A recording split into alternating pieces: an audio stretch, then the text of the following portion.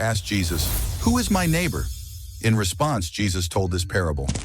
A man was walking down a dusty road from Jerusalem to Jericho, the sun shining brightly on his face and the heat making the air shimmer. With each step, his feet kicked up small clouds of dust. The road was long and lonely, with only rocks and the occasional lizard darting by. He hummed a little tune, hoping to pass the time as he journeyed on. Little did he know, the road ahead held some unexpected surprises.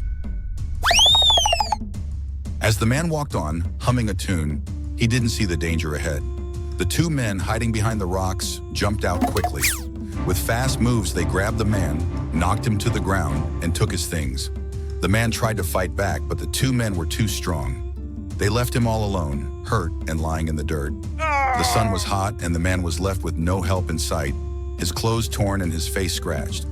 The two men quickly disappeared into the rocks, leaving the poor man behind, hurt and alone on the road. As the man lay on the ground, hurt and helpless, the dusty road seemed lonelier than ever.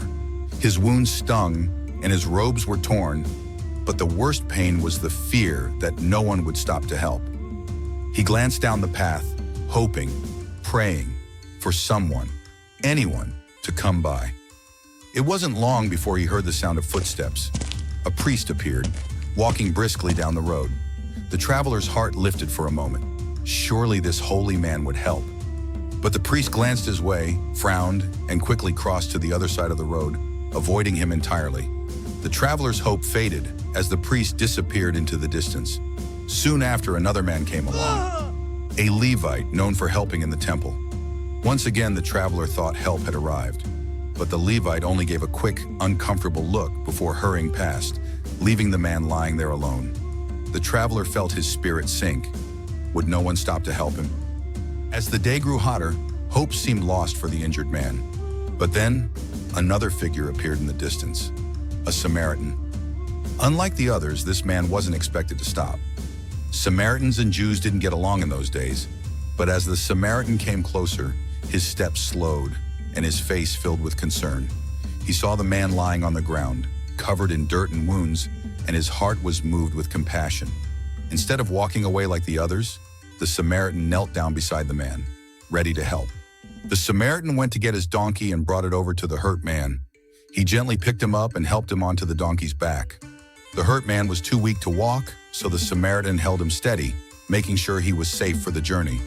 Then they started heading toward the town to find a place where the man could rest and heal. The Samaritan carefully led the donkey down the dusty road, step by step, until they arrived at a small inn. The innkeeper, a kind older man, came over and listened as the Samaritan explained what happened. "Please take care of him," the Samaritan said, reaching into his satchel and pulling out 2 silver coins. "This should cover his stay, and if you spend more, I'll pay you back the next time I come through." The innkeeper nodded and smiled, understanding the kindness of this stranger. The Samaritan gave the injured man one last reassuring look before stepping outside to continue his own journey. And so, the man who had been hurt and left alone was now safe, all because one kind stranger chose to stop and help. Jesus ended the story by saying, "Which of these men do you think was a neighbor to the one who was hurt?" The answer, of course, was the Samaritan, the one who showed kindness and mercy. The lesson for us is simple. Being a good neighbor means showing kindness to others, no matter who they are. If someone needs help, don't look away. Stop, care for them, and show God's love through your actions.